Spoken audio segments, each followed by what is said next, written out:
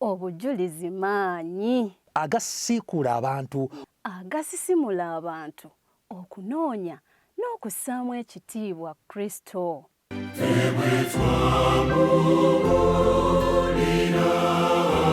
Kituyamba butajja maaso gaffe ku Yesu Kristo.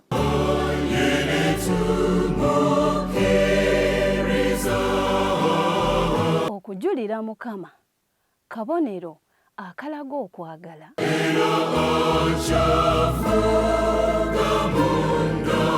obujulizi butegeeza oyo akola ebyewuunyo ebyekisa. Julira Mukama ofuuke omukisa eri abalala.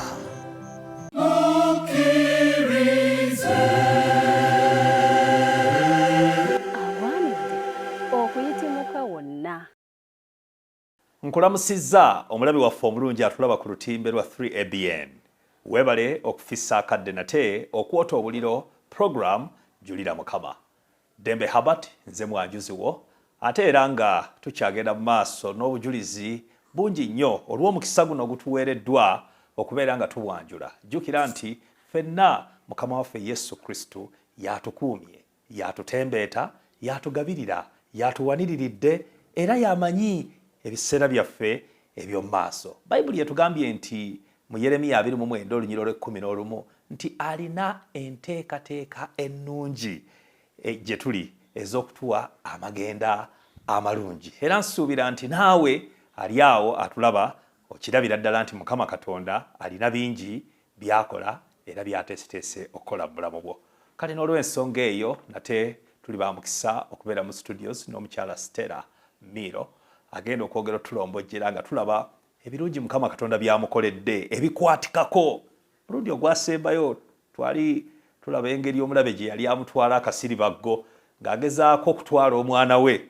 Ebyokulwanyisa Mukama Katonda byatuwadde, agambye nti ebyokulwanyisa byaffe bya mwoyo kubanga tetulwanagana na mubiri na musaayi.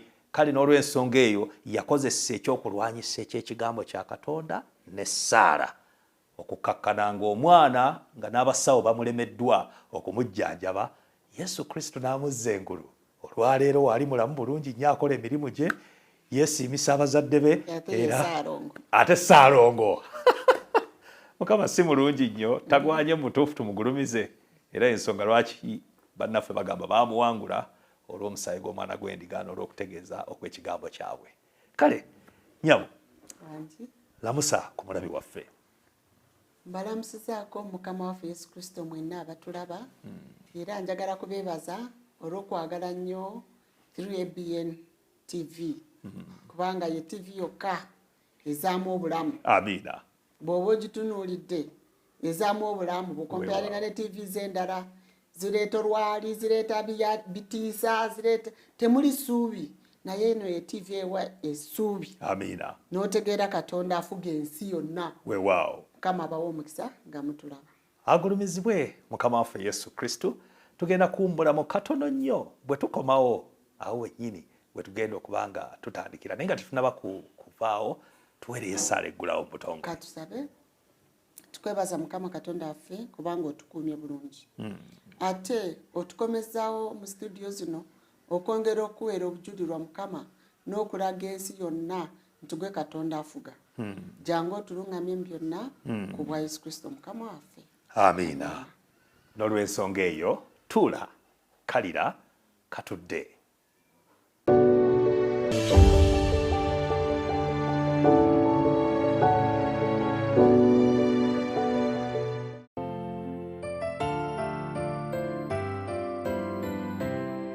Twebaza Mukama ogwo nno si mukisa gw'amaanyi kubanga abantu b'okufa bafiiridde ddala ne mu ggwanga lyaffe lino lyennyini. Bafudde naye ffe tetufiisanga ate tetulwazanga nti ati ali wali ku bedrest taliino.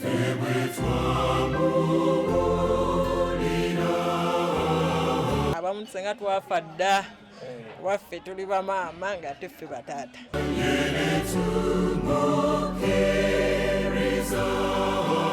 Buli omu w'oli osaana aweenenye mu mutima gwo osobole okufuna obulamu obujja.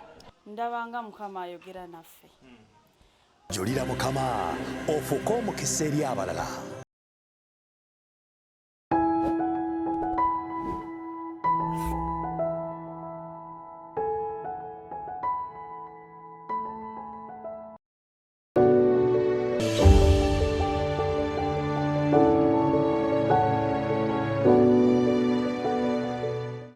kulikayo mu kaseera ako ak'okuwummulako oli ku program Julira Mukama wano ku 3ABN TV ekyawandiikibwa mu Zabbuli 27 akanyiriri ka 13 kagamba nandizirise singa sakkiriza okulaba obulungi bwa Mukama mu nsi ey'abalamu. Mu butuufu Mukama Katonda mulungi. Kaka awo wennyini we twagala tutandikire mu bujulizi bw'otuwa omulundi guno. Twagala okutegeera engeri Mukama waffe Yesu Kristo gy'akutambuzaamu naddala bwe kituuse mu buweereza. Wali twasemba nga tulaba obatiziddwa, omaze okubatizibwa, oyingidde ekkanisa naye ne tuweta ate ne tugamba katuyitire ate ku sayidi eri ey'obufumbo. Naye kati ate twandyagadde okutegeera mugugu ki ogwo Mukama waffe Yesu Kristo gwe yakutikka, kubanga tugambye nti n'ekikoligo kye kiwewuka. Buweereza ki obwo bw'olina bw'okola mu kanisa? Okay. Nebaza Katonda nti obuweereza yabumpa mu kanisa.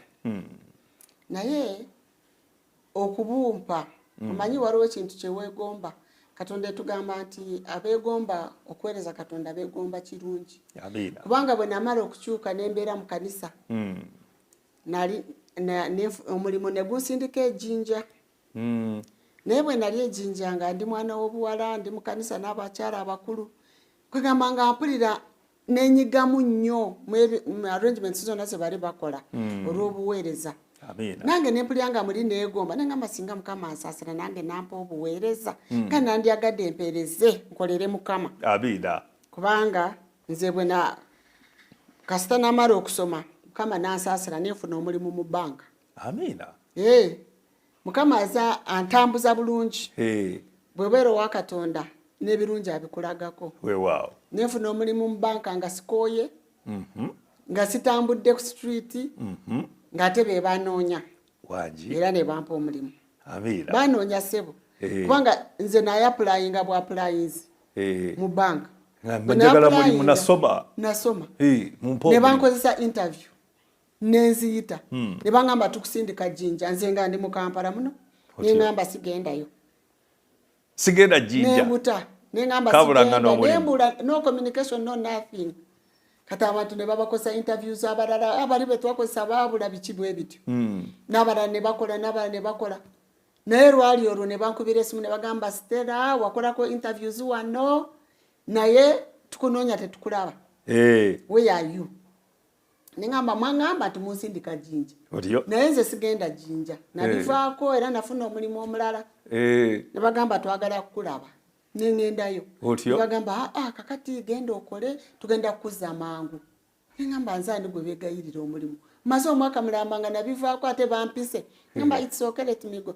Bangamba tugenda kukuza mangu within 3 months. Ojja kudda. Otyo. Kali kakodyo kali. Katego. Yendooza yakananteekateeka ya Katonda. Nze nzikiriza olw'okuba nti omulimu myezi 3 bankomyewo nkolere wano. Okolere Kampala. Nengamba ekyo kyangu nnyo. Otyo. Nengenda. Naye emyezi 3 gyagwako emyaka 8. Ng'oli jjinja. Kati eyo ye kanisa gye naasabirangamu ey'ejjinja nga nkola mu bbanka. So nga ndaba sina buzibu naye nga njagala kuweereza Katonda. Amiina. So saalowooza ko nti kubanga ndi mu bbanka bano abakazi abakulu simanyi bano bafaanana batya sibeesembereza nabeeranga nabo. Kubanga namanya nti balina kye basobola okunkolera mu kutambula mu by'omwoyo. So natambulanga nabo. Kati n'okwegomba kwange Katonda n'akutuukiriza. Mwami Miro bwampasa yanzija ejjinja. Akujja jjinja. Yanzija ejjinja. Otyo. Era ab'ejjinja bajja nnyo batuwagira nnyo mu mbaga yaffe. Amiina. Kati bwe nzija eno mu kanisa y'e Makerere. Ekyasooka okumpeebwa kyali kya sekuritale w'abakyala.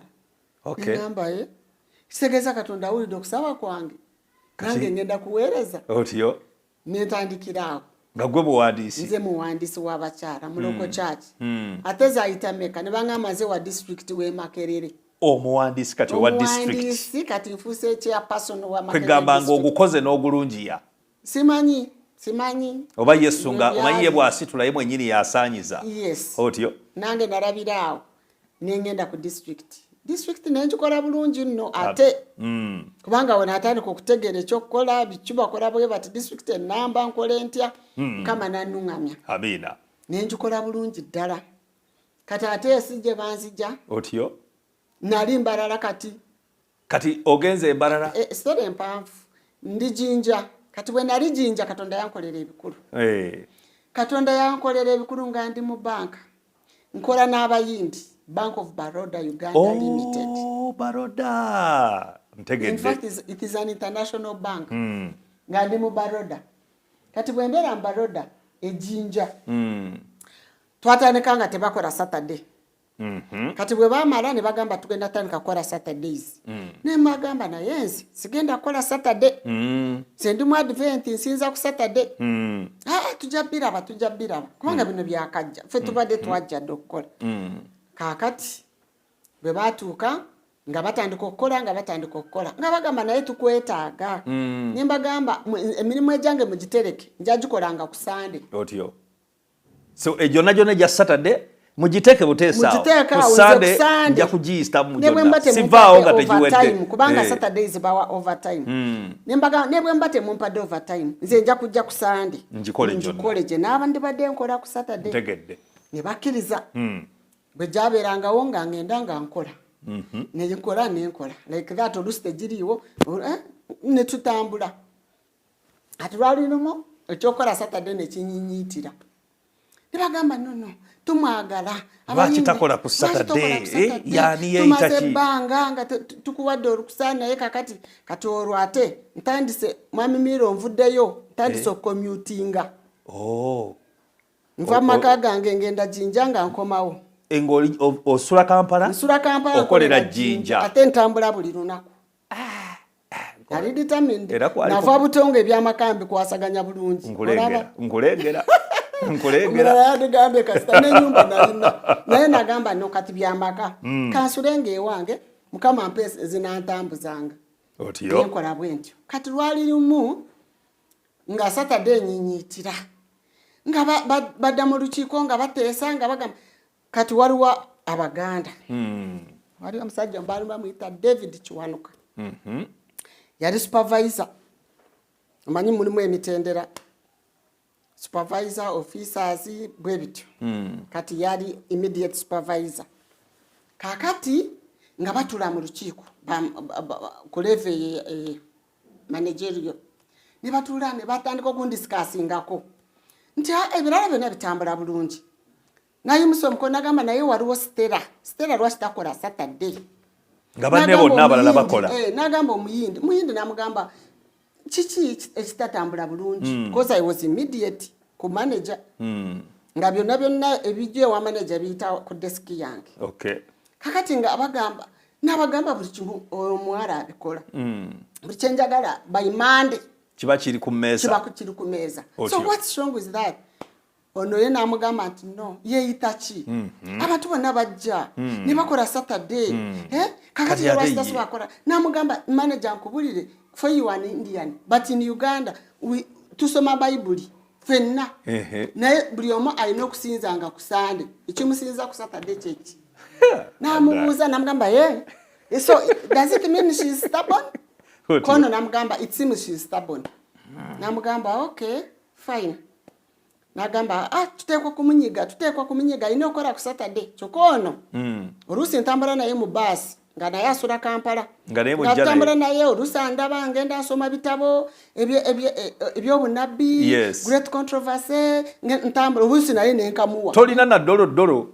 mutujibye ekibozibozi mugamba somako naawe naye nasoma n'obutabo obwange obumuyi abutwala kakati bwe batula mu lukiiko nagamba no tulina okumunyiga akole ng'asobyene ku butabo bwo ng'abisoma n'ategeera ekikuyinula yes bannange kyokka njagala kutegeeza abakolanga Saturday babanga overtime esitale za musaala naye nga gwe bagamba nti nno nze temuzimpa emirimu muteeke ku desike mugisange bwe giba tegyawedde ku Sunday awo wabeewo obuzibu yes naye standing emuliko kakati one time bwe najja ku Monday ng'olukiiko lwaliwo ku Saturday ntuula ku desiki yange manager omuyindi nampita Stella come nengenda bwe nayingiramu nantunuulye nagamba Stella what did you do to David nemugamba what sir nemugamba kiki taata kyenamukola do you know kimanyi ti David twabadde mu lukiiko nagamba lwaki tokola Saturday nempuliriza nangamba but tell me why don't you work on Saturdays nemugamba sebo lwaki sikola Saturday ekisooka I'm an Adventist. What do you mean? Who is an Adventist? Nemunyonyola nemugamba Abadvent basoma Bible wamubikulya ku byawandiikibwa nenjikwata era natambulanga naye do you see this book kubanga ye yali mu Hinduism or something nemugamba oraba eno Bible gye tusoma as Christians, all Christians in the world, yes, we read this Bible. Amen. Now for me, I follow what God tells me in this Bible. Not what people say. Not what people say, but for these other people. And if anything, all of us were not supposed to work on Saturday if we were following this Bible. Now, Scripture. Who would work? Kati yenda agamba ani yandikoze nze mfiirwe nemugamba nedda Katonda yanditegedde yandibadde alina kyatukolera naye olwokuba walimu abakkiriza n'abatakkiriza those are the differences. So me nze I follow God. I choose to follow God. Yeah, you mean na fatuyina Katonda nemugamba yes mwina Katonda kati mbuulira manager Katonda uwo omusinza otya agamba no what my God tells me is what I do nemugamba that's good kakati nange ngoberera Katonda kyangamba okukola omanyi Katonda nti ye yantonda nti yes kakati bwe kola byangamba ajja kuba nsinzaani. You are right. Then why don't they also follow the Bible? Nemugamba nti bali stubborn. Nemugamba bali stubborn tebagala goberera Katonda. Ngamba okay I've understood Stella. You go. Abira. Nangamba naye njagala ompandikire ebbaluwa ennyonnyola byonna ngabe obyogedde lwaki gwe tokola Saturday ngabe obyogedde ogimpe njiteeke mu file. Nemugamba it's okay. Nengenda otakusabye kumuwa samoni saafaayo nebyawandiikibwa nabiteekako nemwandikira ebbaluwa nensaba nengamba for that matter mbadde requestinga nze mundeke kubanga I'm following the creator, the giver of life. Yes. So the one who gave me this job for sure munyambe nze musinzi nagiteeka ku file najja mukopi nagisindika India ekitebe ekikulu kakati naye olwokuba ndi stubborn ekintu nekinduma nnyo buli lwantunulira David nga ndaba omunanfuusa awedde emirimu akujjako n'obutabo n'abusoma ate n'atuuka mu meeting ate n'akupekinga baddaga yatuuka n'okugamba mu kibuga n'agamba we can do away with that girl. We can get another person who can work on Saturday. Manager, should we look for another person? Manager murichiko n'abagamba go ahead and get someone. N'abawo olukusa mumunoonye alinga ggwe ne bagenda nalyawo after like 1 month nga tebaleese omuwala otyo nga bonna beeyagala tufunye agenda ku replacinga Stella.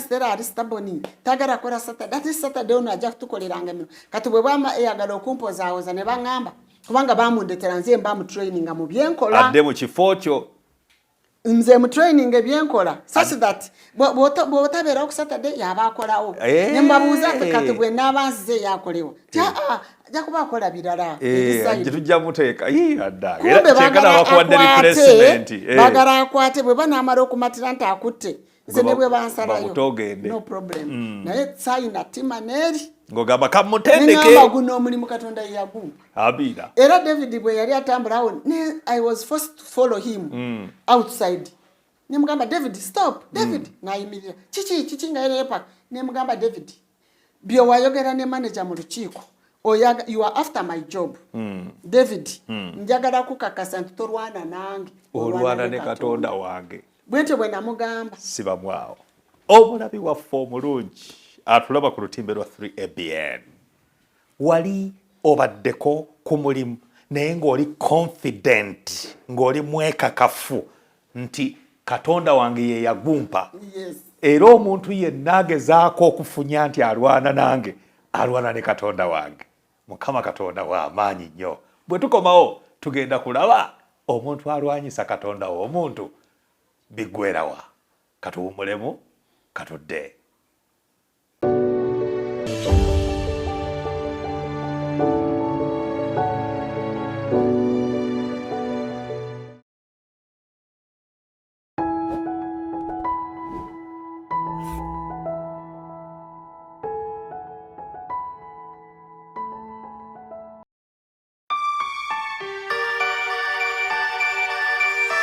oyagala okuyimba oba oyagala okuyiga okuyimba?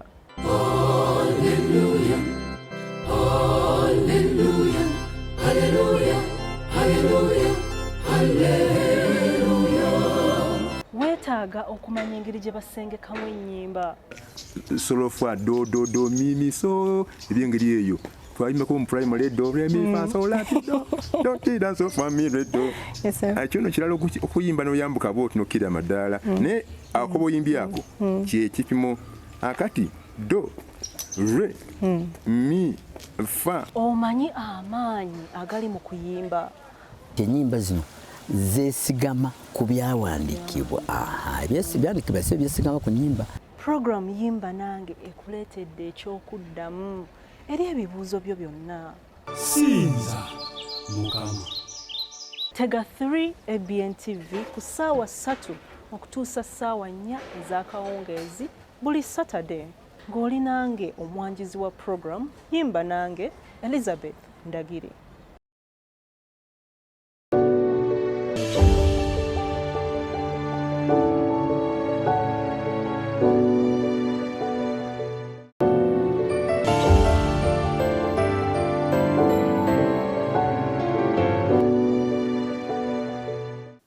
Kulikayo mu kaseera ako ak'okuwummulamu era nsuubira nti nno onywedde ku lwendo lw'amazzi naffe turefreshinze era kaakano tukomyewo tulabe wa gye biggweera. Nzijukira mu Bayibuli omusajja bamuyita Pawulo yali agenda kuyigganya abasajja abaali babuulira Yesu Kristo.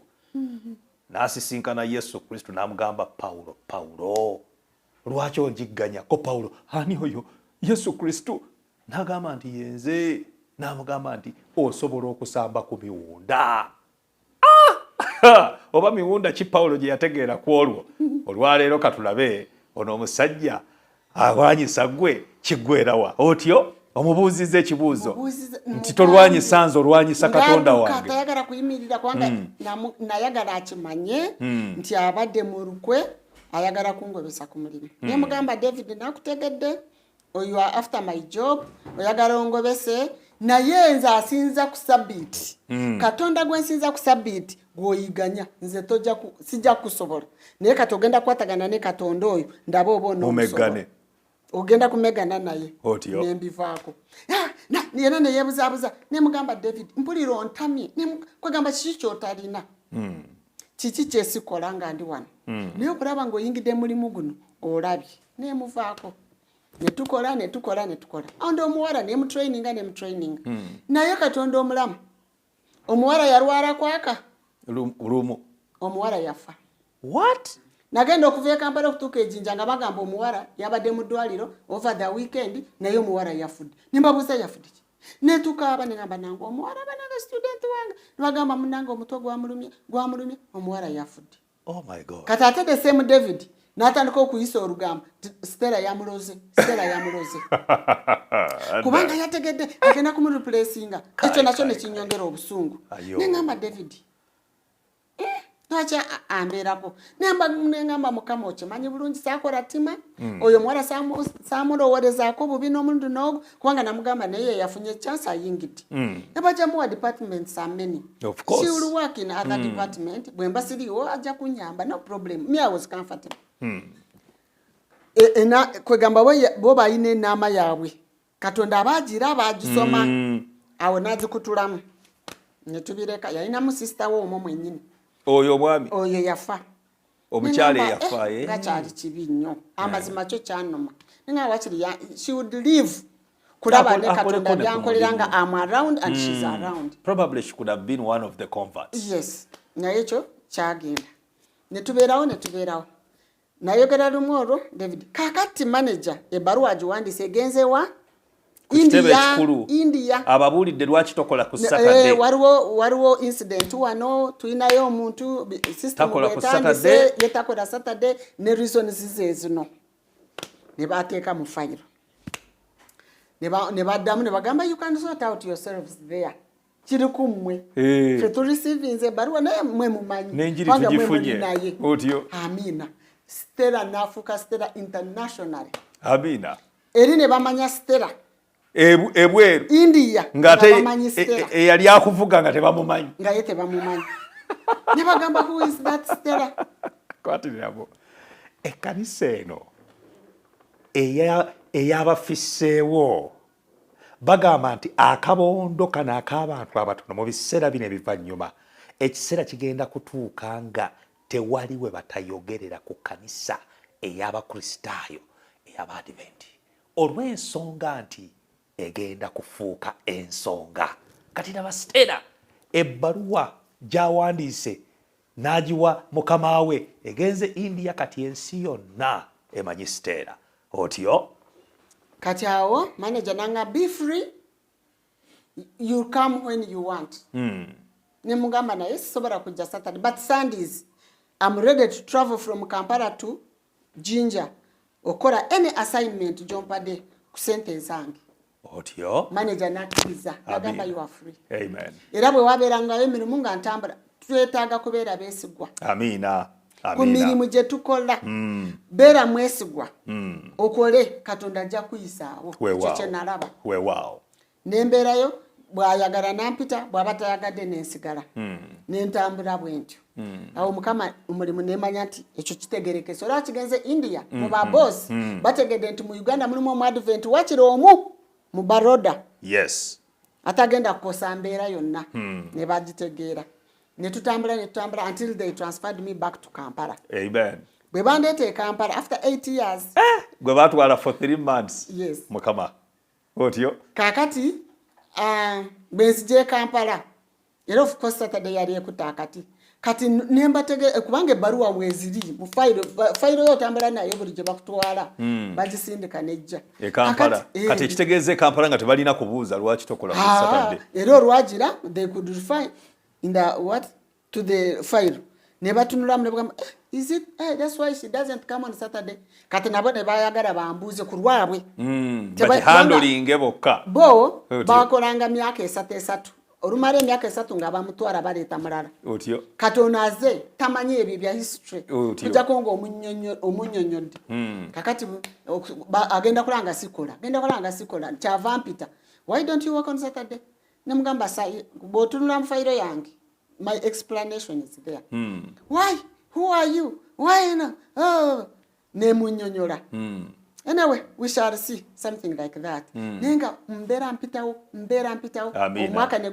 omwaka ne guyitawo kati lwali limu ne bagamba Katonda sitakola Saturdays tugenda mukwasiza mu trainings bateekako interviews promotional interviews so kati nga training ekatuziteke ku Saturday aberenga tajja promotional interviews atenga don't you want to be promoted? Who doesn't want to be ani atayagala mukuza again bigenda okujanga interviews ku Saturdays ngabagamba I'm not going there for interview you don't want promotion nimbagamba njagala naye mutade kunako oruchamu even promotion nimbagamba yes ngeyitawo ngabano bagenda bebaleta ben training bebayitawo ne babakuza nze nensigala wansi but nagamba I will be satisfied with what God has given me. Amen.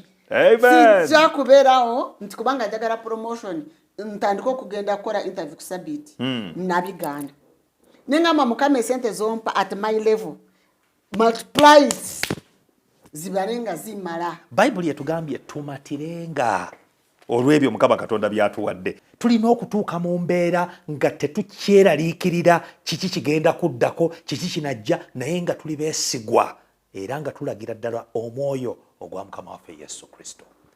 Otyo Katonda yampa okumatira ekyo kyemwebaliza kubanga ng'omuvubuka obeera owuliranga oyagala owanka you know whatever level bwe watuukangawo babasindika ne India for trainings ne bakoma ate nga babawadde sente so kati nga ndaba ebyo byonna byandibaddewo naye nga sijja bituukawo kubanga sisobola kubeera promoted olwa Sabiti. Otyo nengamba no nja kusigala awo so I would train gwen trainings yakayingira nafuuka supervisor nafuuka officer ne bamutwala ndyawo otyo nga buli omu ansaasira ne mbagamba don't worry temunsaasira yeah, I'm fine Avida. I'm fine Avida. So one time manager nagamba ne this girl is very stubborn tukole tutya abantu ne bamugamba omanyi kati trainings trainings kati batandika kuleta trainings everybody training abana agenda rero abo bajja kusigala next week abalala bagende bano like that kati time netuka nga nze nsigaddeyo abalala bona abavuddeyo kyebava balete baruwa ne bagamba Stella you are going for training for 2 days Saturday and Sunday Ningamba manager kwezo nyinako lunaku lumu lwenjo okubaayo olwa Sunday ebya Saturday babimpe ku Sunday nembagamba nze ngenda ku Sunday nagamba no you cannot do that Stella it's only you remaining ero genda yo ne branches endala very zonna ezo mu Uganda zikungana kakati ku branch ya fake gwoliyo tewali mulala ne mugamba sebo nkwegayiridi don't count me for Saturday. I will not be there. Twaina waliwo manager omunene ava India. Agenda okujja. Kati ne manager natwara branch Uganda nga abera mu training. Ne bangamba abobo ababiri tobayitako. Tojja kubayitako. Kogwe they are human beings. Manager namugamba nampita mu office na Stella tonswaza bulijjo nali nkufosinze ko kugenda kukola Saturday nedda sebo katono na nimba limbo kati this is the only chance tonswaza kubanga manager agenda kujja MD is coming and those international one is coming you have to be there for the branch ne mutunule ne mgamba sebo eyo stand yerese kintu of all people why me alone chana mubuzi abana bagendera mu groups but why me alone now but you are the one remaining training so nazibadde zijja ku Saturday zigwe nga togenda kakati time etuse nga gwosi never gone for training and bakuyambe bakutadde ko Saturday ne Sunday ayo ne mugamba ko na kankana with the maso ga manager ne kankana ne kaba what's wrong sit down ne ntula what have you decided ne mugamba no I will not go nagamba Stella you are losing your job nagamba tunulide ntesebo you are losing your job nemugamba it's okay sir nemugamba sebo nkubulire guno omulimu Katonda yagumpa amen sina mu kantu nakamu kenawayo kufuna omulimu guno and I've lasted on this job for so many years atenkozo omulimu guno n'obwesigwa abina sibalumyanga ko mutwe mu balumya omutwe sosa mubosa sina kyenkola nze deske yange yajanga wa abantu line nesimbo kubano ne nasana nebo bawugula nogamba mudde wali ngabagala wasitera tebavaawo bali wasitera kubanga nalimba savinga with all love with all patience ngamba sivaawo nti lunch etuse abantu line eweringe sivaawo nina okusavinga everybody kwanga ngamba naye yayimiridde obwedda kansoke mukoleko bwe naba marayo ngende ogenda kusanga ngo nakuno nasiridde ndi ku bantu kati nawe be bakiyiga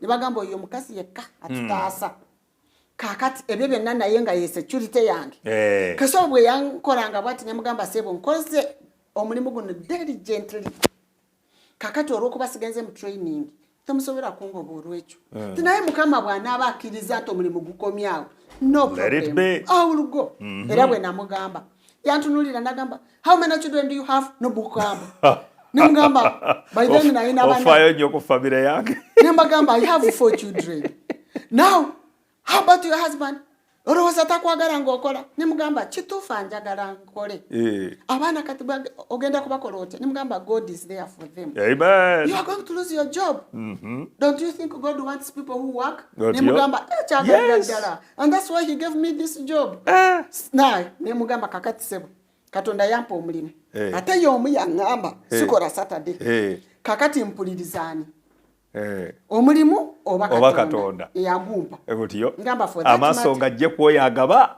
ngateke ngamba for that matter nenda kusinza Katonda ku sabiti nagamba kole genda va amaso gange genda gwe twakubede wagenze dda nyamugamba fine sir with all respect let me go and finish up what I'm doing. I'll come back on Monday. Don't come back on Monday if you have not gone for training. Nsirika nengenda. Jukira balibo n'abantu nulira. Baraba olutalo lusutse mu office ya manager. Kubanga bona bakimanyi Stella yagenze. This time around against. kasooka yeepanka. Kakati kyenakola ne ngenda wali nensaba nensirika bwenti. Kati ne batandika okujja Stella musazeewo ki ne mbagamba bannange temumbuuza nnyo nze ebyange mubimanyi sisobola kukola Saturday.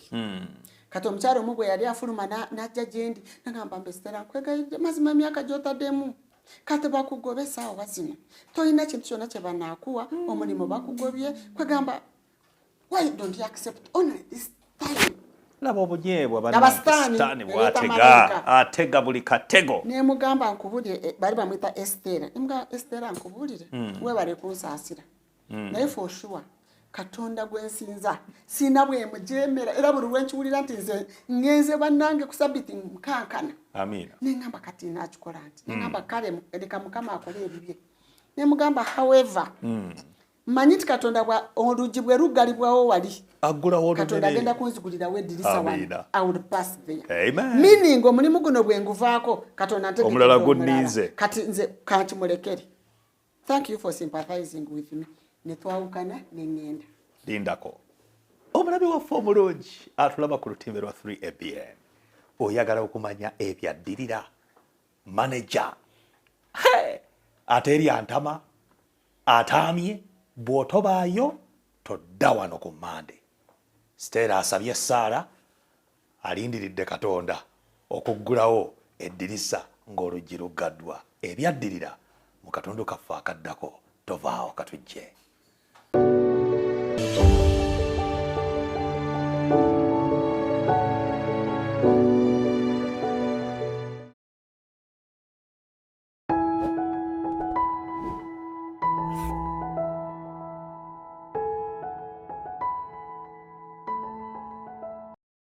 Sebo ne nnyabo lindira program bwatyo bwayogera Mukama. Bwatyo bwayogera Mukama.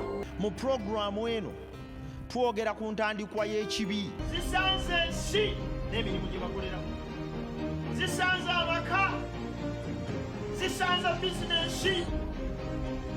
Zisanze ebyensomayo. Ekigambo kya Katonda kirina engeri gye kiyinza okutuzimbamu. Nze naawe abali mu mulembe guno ne tubeera obaolyawo nga tuyinza okubeera nga tulina obuweerero.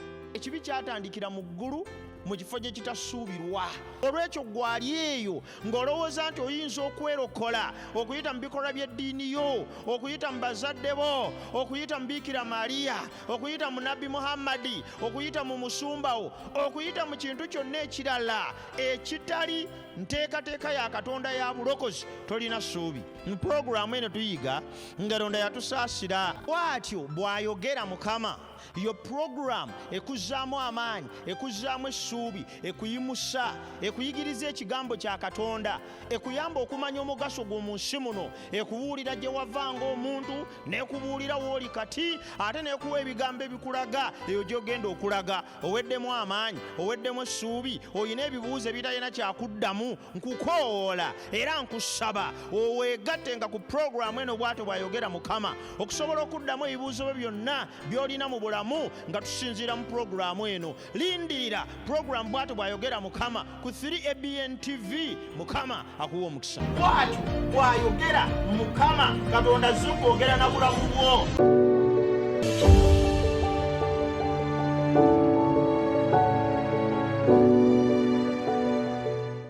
Kulikayo mu kaseera ako ak'okuwummulako tuli mu kanyomero kaffe akasembereyo ddala mu programu eno katulabe ekyaddirira.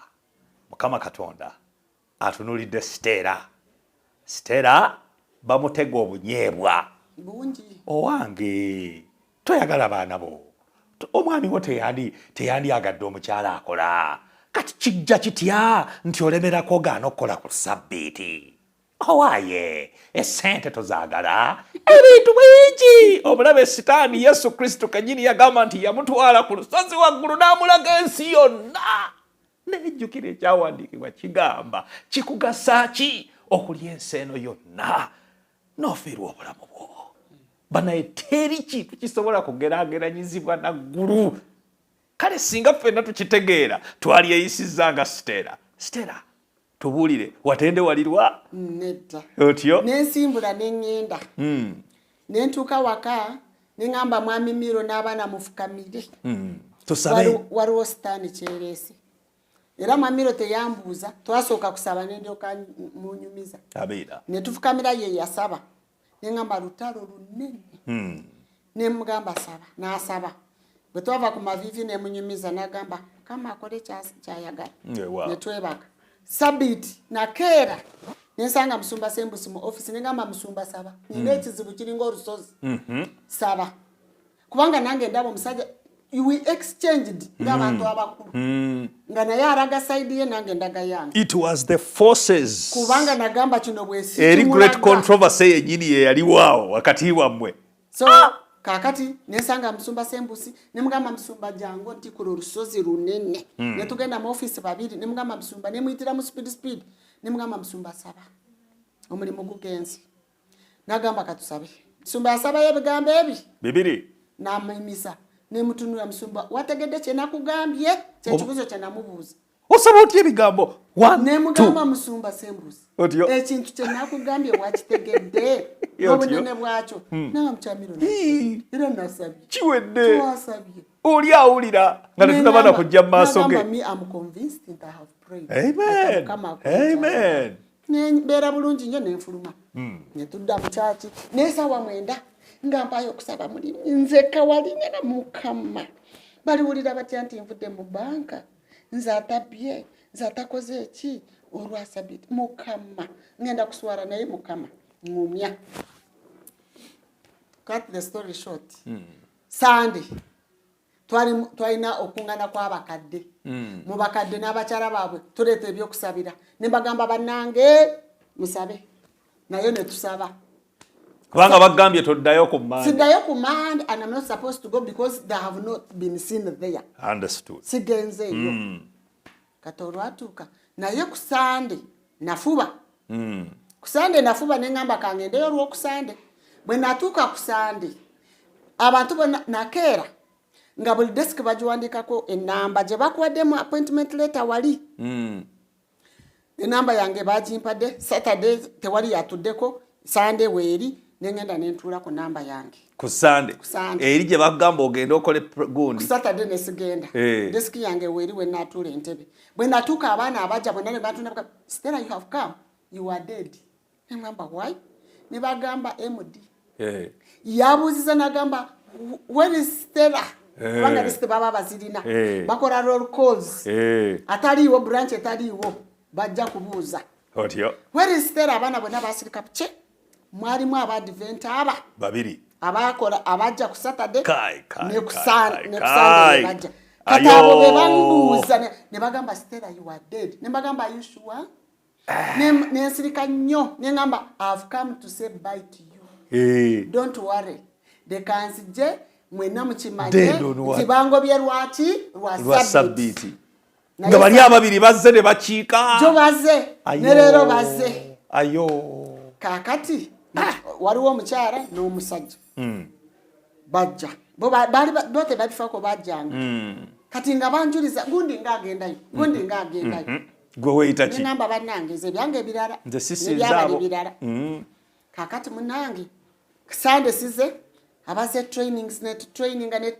training kati okuwumba bumba MD yayina okukiklozinga eyabuuziza where is Stella nga yamaliriza neninda bom n'oluyi kubanga yali mukampu ayinza n'okukubirako oluyi mukyalo omufumbo bannaye batayiseewo kakati neninda nakola rolukoola soka akola rolukoola gundi yaze yesterday was here kubanga alina tiki yatikinze waliwo awali no tiki ataze Stella bannange mbabulira Katonda gwensinza mulamu amina nze kyekyamagero alikifunako webaze Katonda agulumizibwe Yesu omusajja naayite twali tumuyita mpologoma Gupta yali mpologoma naayita wa twena mubeera ne lists mwenna akola olukoro nga mutikinga nkukakasa erinnya lya Stella lyali wano nga lyaddako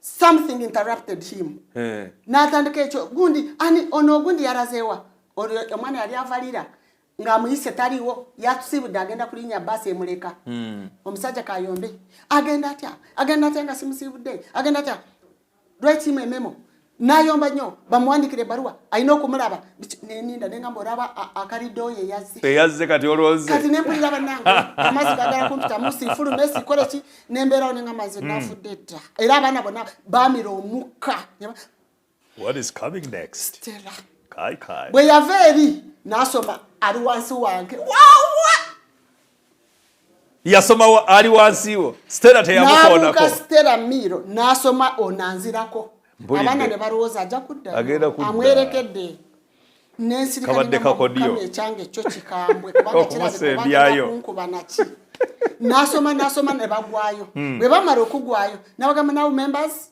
I thank you for attending and n'okwogera ebintu bye n'atusiibu naye ng'amaaso ge tegakulaba mwendi ntudde akulaba andaba bwati naye ndooza Katonda amulaga kirala nze ntudde yenna bwe kuba susu yali ejja kumpitamu naye nga ŋŋumba ne nga kangumire ku ekyo ekijja kijje naye omusajja bwe yasoma erinnya lisembayo n'atusiibula n'akwata ensawo n'afuluma abaana bantunulira bwe bati ne bagamba kikino Stella oyo Katonda gw'osinza baŋŋamba oli musezi wololo mukazi gwe oli musezi nengamba musirika sooka agwereyo ndyoke mba nnyonnyole mubadde mutya kakati nagwerayo bwe yagwerayo ng'abaana bakyali kumbuuza oli mulogo simanyi oli ki Stella okozesa ki nembagamba I told you so many times mbagamba nti gwensinza mulamu amina gwensinza ye yampa omulimu gwensinza mulamu gwensinza ndowooza mumutegedde era nange nga newaana nengamba mulaba Katonda gwensinza amina couldn't he read the name tebadde Kristi was I not there abadde tandaba nga buli omu alaba ndaba ng'alowooza aneeterekedde naye omusajja yatusiibula oli n'agenda teyadda mabega olwo olunaku ne luggwa kati mande nsigaziza luli olutalo saagadde nakukwatako omaleeyo mande tonkwatako nsigaziza luli olwoli otyo kakati bwenzira awaka ku Sande mwami Miro mbe muyisizaamu byonna n'agamba bannange Katonda mulamu nembagamba Katonda gwe tusinza bannange nze sitya kakati nembagamba kakati ye kati ngendeyo nkole ntya yangamba toddako mande kati nkole ntya ku Saturday saagenda nemugamba naye dadi omanyi nali nfumba mmere yange ngenda naye mu office n'ekyayi kanfumbe nga bulijjo mpakinga ensawo yange nga bulijjo nze ngende mulimu bangobere hambulire sakugoba nveeyo otyo nenkeera nakeera saagala kuswala ng'abantu bonna baze nakeera bulungi nnyo kubanga ajja akeera n'atusookamu ansangemu tukwatagana aba babiri ansiibule lumu nga bala tebanajja nze nganzija nze nasookawo bakirina nga we bali nentwala ensawo yange ku ntebe yange nenkomawo wano waayita maneja bwayingira bwati ayita wano n'agenda ewuwe kati nze nembeera wano ku desiki esooka bwajja bwati ankubeko amaaso alyoka mbuuzi nkola ki wano nembeerawo nga bwe nyarenjinga ebitabo ebyali awo ninda ekisumuluzo stamps zetukozesa biki bwe yajja bwati yayitawo buyisi n'ayingira mu office nengamba omusajja ono bulijjo omubuuzaako mu mirembe kakati aze ate mwendi nyinza nti obutamubuuza olwaleero ate nga bulijjo omubuuzaako kyenva nsituka ngenda waali mu office nemwa good morning sir good morning Stella sikugamba nti yakola ensobi nti tandabye toba tantegedde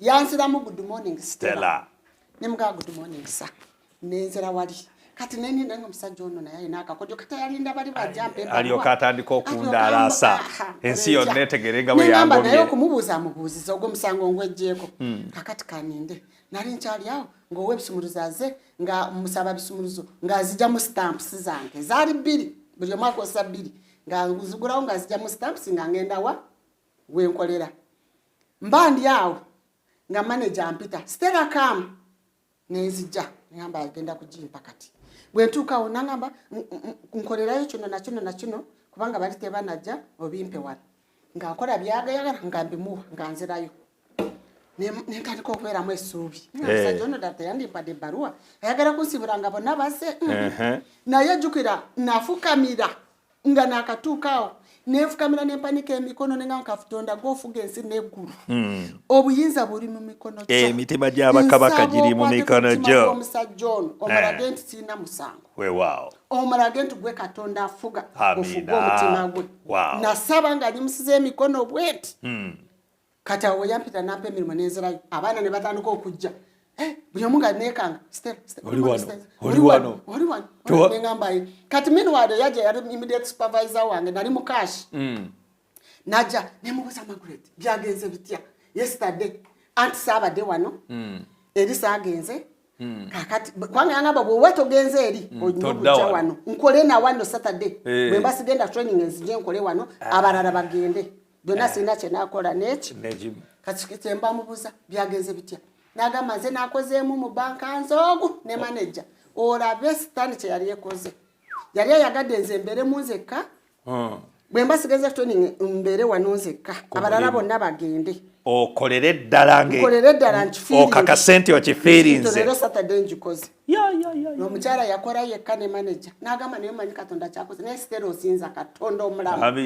nagamba abantu tebaze wali olabeko banka ebeerawo nga wajjayo after 2 hours ne wajjayo omulala ekyo wali okirabyeko ku branch eno nimugamba Katonda akola ebikulu yabasibye baleme kumujjukiza true kakati olyo bwe yamatiza nagamba ne Stella nkubuulire you are the Adventists amen gwe mu Advent wekka era nkutegedde bali abalala bayaayi nagamba bakola buli kimu bakikola nti batya olw'omulimu gyabwe naye gwe yakigaanyi Mukama yakikukoledde ate amatu ne batajja ate oze tebakugobye naye tagenda kugoba gwerinda kwojja kulaba nimugamba Margaret nkubire nsinza Katonda omulamu oba ndekawo naye narwaniridde erinnya lya Katonda sijja kumutenguwa abaana bwe bajja bonna ne baswala be baswala okundaba nga wendi kubanga what they expected is not what they have seen. Kati nno gwoyinza okulowooza nti abaana be baaswala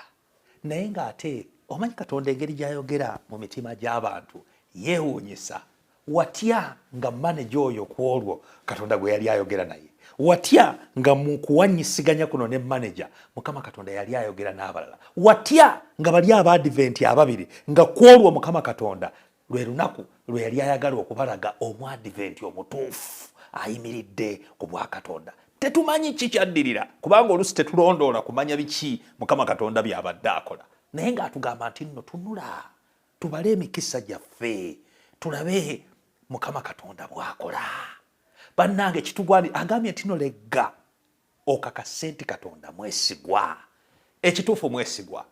Bannange kino kyakuyiga eri ffenna tekisosola tekiriko nti nno oba oli awangadde mu ddiini eno oba mu Bwadventi emyaka mingi nnyo oba amazeemu lunaku lumu Katonda kyayagala kwe kumwesiga kwe kukkiriza kubanga atugambye mu Ebulaniya essuula ya 11 olunyiriri olw'omukaaga agambye owulira nti era awataba kukkiriza tekiyinzika okusiimibwa kubanga ajja eri Katonda kimugwanira okukkiriza nga Katonda waali.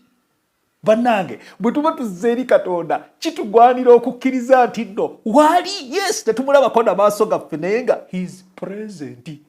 Era n'agamba nti era nga ye mugabi w'empeera eri abo abamunoonya.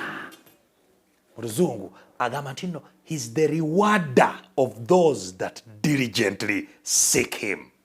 There is no way bw'onoonya Katonda n'akwabulira. There is no way bw'oyimirira ku lwa Katonda n'akuleka kubanga atugambye tumulemesa okukola by'ayagala okukola.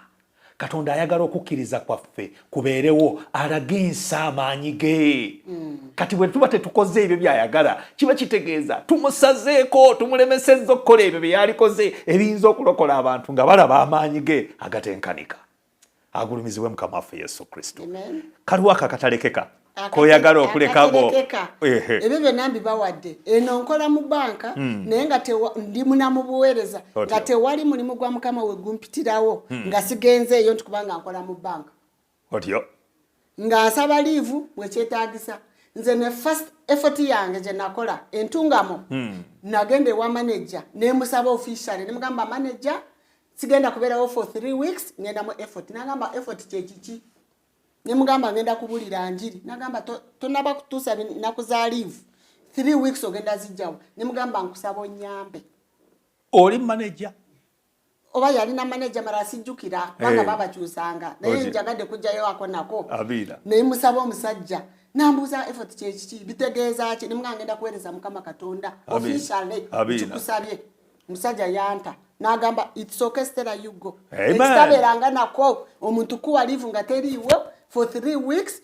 kubanga ogenda kuweereza katonda gwe batamanyi ekyo katonda yakikola Abira. so obuweereza bwange sikugamba nti nekwata nnyo nti kubanga nkola mu banka neme kuweereza katonda tebangoba nali nyina okuweereza katonda ate mpereze n'abantu awo wennyini w'oli abantu balowooza nti ku kituuti kwe tuweereza katonda nedda awo wennyini w'oli mu kifo mukama waakuteese ku mulimu gwawo kobere ng'otunda ku mudaala muowino oba mu katale wonna awo wennyini mukama katonda wayagalira wayagala obeere mwesigwa webale nnyo obujulizi obulungi obwo amen omulabi waffe obulungi katumalirize nga tukwebaza nate okufissa akadde okwota obuliro puroguramu eno tujja kusaba mukama katonda ayongere okukuuma ffenna atuwe okukkiriza kubanga munnange omwoyo katonda yamutuwa ow'okukkiriza agambye mu maanyi gaffe tewali kye tuyinza kukola without me you can do nothing kale n'olw'ensonga eyo mukama atubeere